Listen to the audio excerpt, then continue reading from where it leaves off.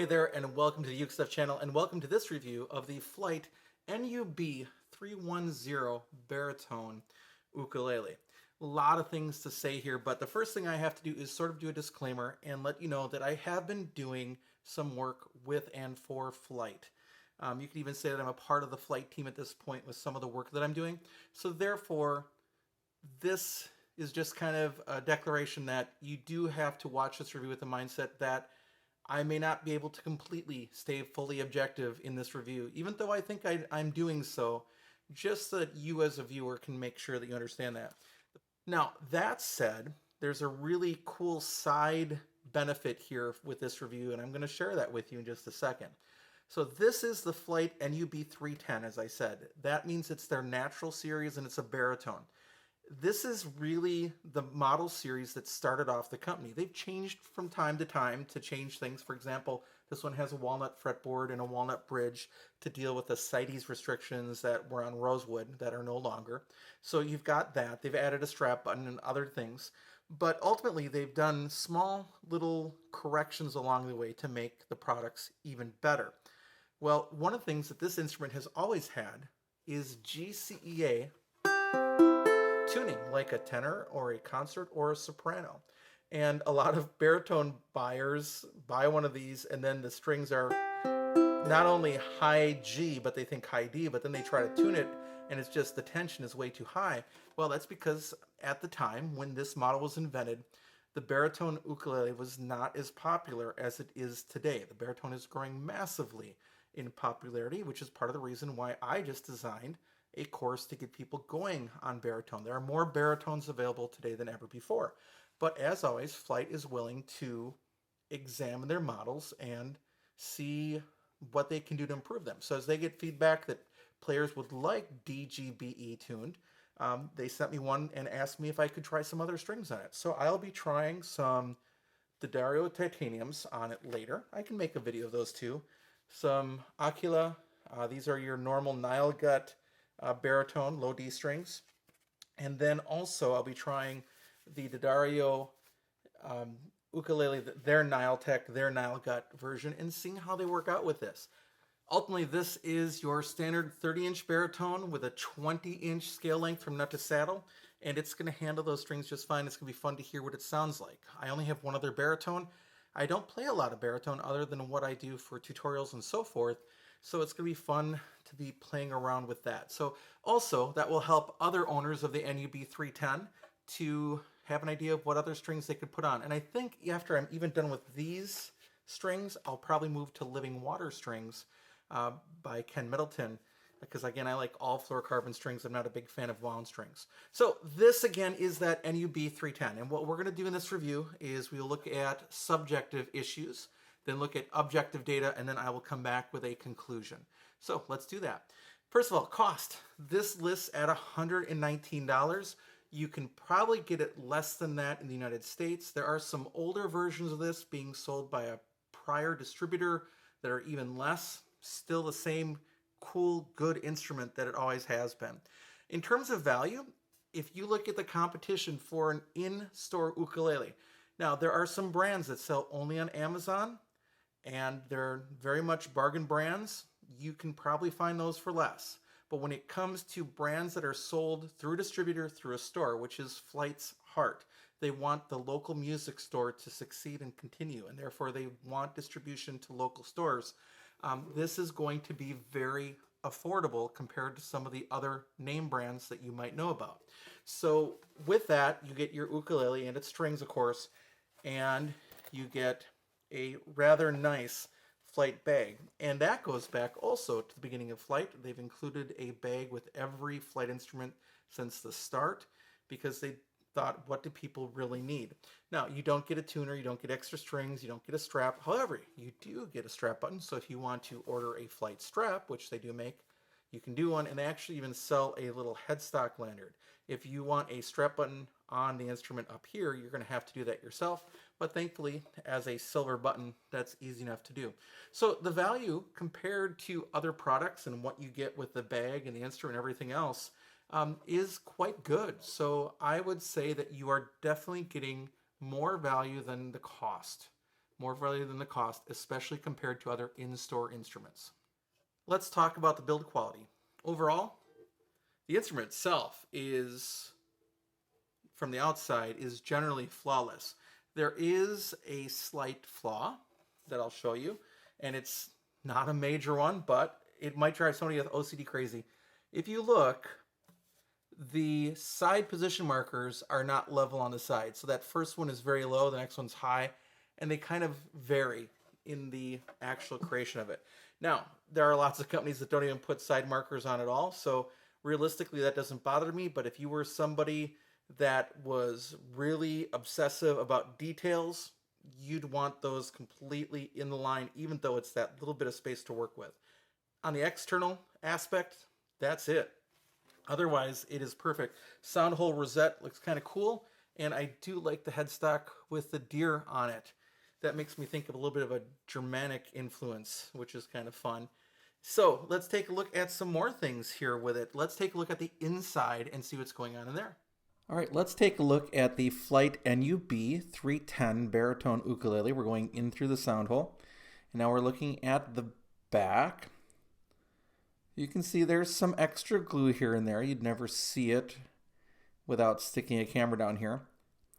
And you can see up there the bridge plate right there with a couple of screws popping through. You can see the notch curving. And then if I can get the angle here, can you see this? This is the X brace. This baritone actually has an X brace. And that's kind of unique. I don't have any other ukuleles with an X brace. That's usually saved for a much larger instrument. All right, that's of course, the tail block down there. Let's look at the front part of the ukulele. All right, as we go in here, first of all, I just want to point out that when you look on the inside, the actual inside of this laminate has a really pretty finish to it. I mean, there you can see the book-matched sides, but there's the block underneath the neck. There's the notch kerfing on this side. And I'm going to pull back here a little bit. There is the adjustment for the truss rod right there. So when we go in here, I'm going to try to get the angle up underneath. There you can see the truss rod in action, as well as that little extra piece of support that I saw the other day on another ukulele, and how the neck support is notched out a little bit to allow for the truss rod. But overall, this side is much cleaner than the bottom, but still a very well built ukulele. And that's the inside of the Flight NUB310. All right, we're back. So there's some glue that's extra down here. Yeah, otherwise it's really clean. And what's really fun is that X brace that's in there. And on my other baritone, it doesn't have an X brace.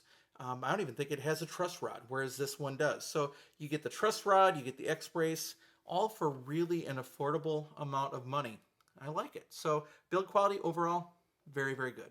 As for appearance, well, it is a mahogany entry-level instrument, so it's a little plain. It doesn't have any binding, doesn't have any purfling. However, it does have the engraved rosette, and it does have that little bit of extra engraving on the headstock with the sort of traditional Flight logo up there. So overall, it's plain, but it's attractive, and for a first instrument, it would work very, very well for you. The other thing I noticed, which is odd, is that there is some great pattern to the wood in the sound hole going in like tiger striping on the inside, even though that's not finished. And that's kind of cool to see when you look in there with the light. You can see some of that as I'm showing that to you. In terms of availability, you can buy these right now pretty much anywhere in the world. In the United States, Hal Leonard is the dealer, so if your local music store carries Hal Leonard, you can probably buy one of these. They are on Amazon. Again, the company would really love for you to use local dealership. The same is true throughout Europe. They're connected with Hal Leonard in Europe and a number of other places. And you can actually find the whole list of local stores as well as distributors at Flight's website.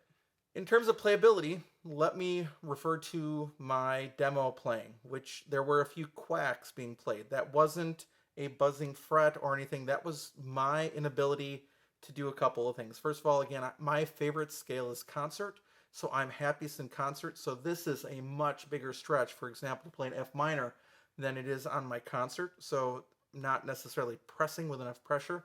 And second, the strings being tuned GCEA are not super tight because they're made for this scale. They're made for the 20-inch scale from nut to saddle, but the tension is tighter than, for example, on my sopranos and concerts that I play most of the time.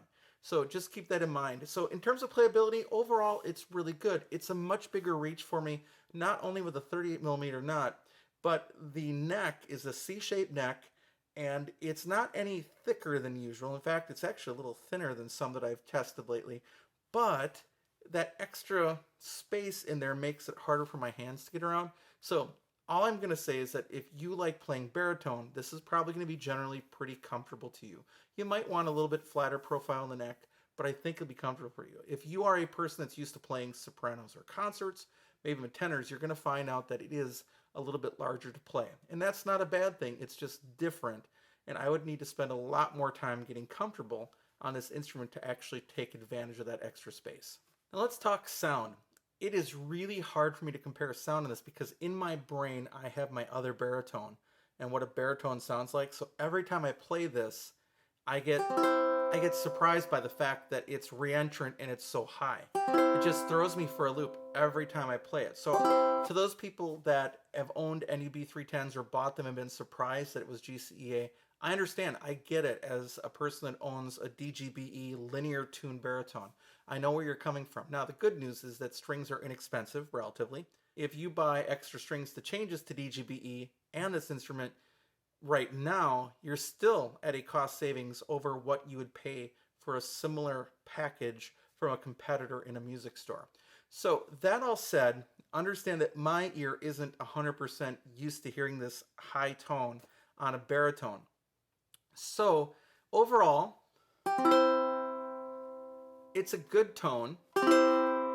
There's a fair amount of sustain, and it's a very present tone. But what's surprising to me is that it isn't super dark.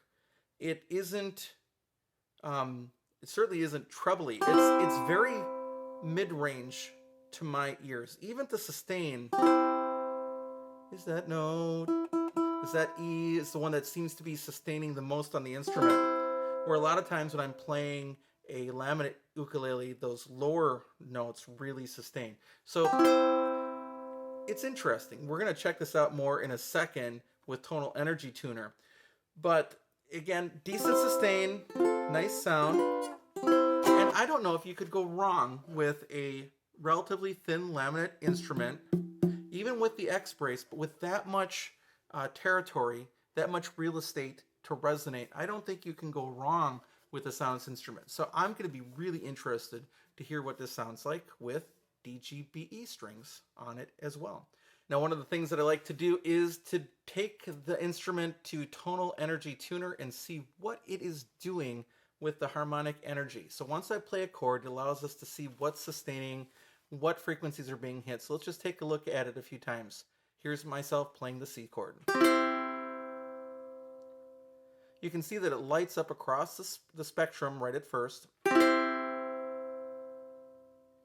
And you can see the sustain is on the low end.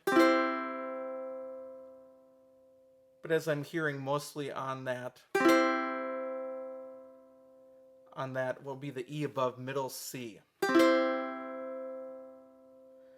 it'll be fun to take a look at what happens with this instrument with perhaps other strings, all the way to the living waters potentially. So let's talk details about the instrument. It is a baritone ukulele. It does have a scale length of 20 inches with 19 frets all the way down to there. It does have side position markers, as I mentioned before, and it is a traditional double bout body. The soundboard, sides, and back are all made out of laminate mahogany, which is all book matched, which looks very nice. The fretboard and bridge are made out of walnut. The bridge is a tie bar bridge. By the way, another thing that I like is that the strings are tied away from me as a right-handed player so that I don't interfere with the string ends. I like that. The fretboard is not radius, it is completely flat, and it is well set up, no sharp fret ends at all.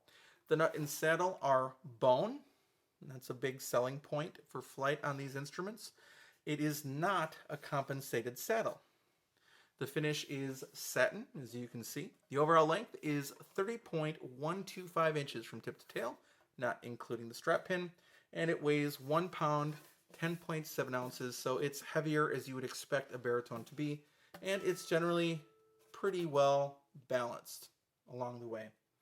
The tuners are open-geared tuners on that kind of neat-looking headstock. It's kind of a different shape.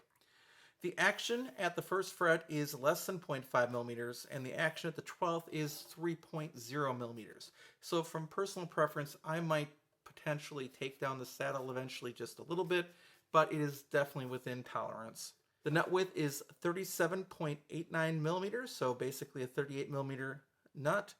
The space between strings at the first fret is 9.32 millimeters, and it's 30.53 millimeters G to A. With string spacing overall at the first fret. So that's again on the roomy side.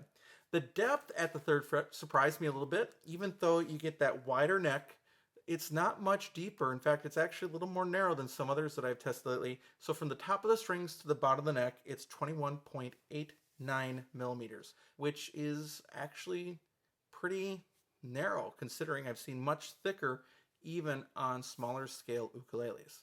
All right, so let's summarize this instrument. This again is the Flight NUB310. It is Flight's entry-level baritone that's affordably priced, and you get the instrument and you get a gig bag.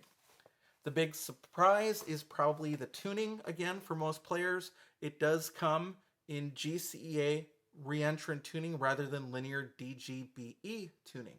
So if you are a person looking for a DGBE baritone, understand that you're probably going to have to buy different strings for it right now. That could change in the future with this instrument. Double check the Flight website if you're going to be buying one in the future.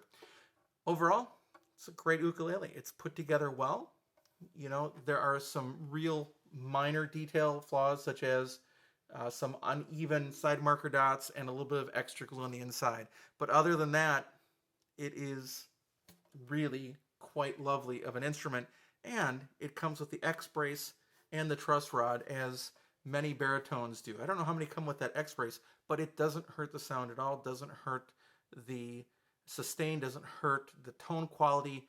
It just really gives you some extra support under the load of a baritone versus tenor, soprano, or concert. So it's really good. There's really not much to complain about here. Affordably priced, attractive, plain, entry-level baritone, supported with the X brace and truss rod.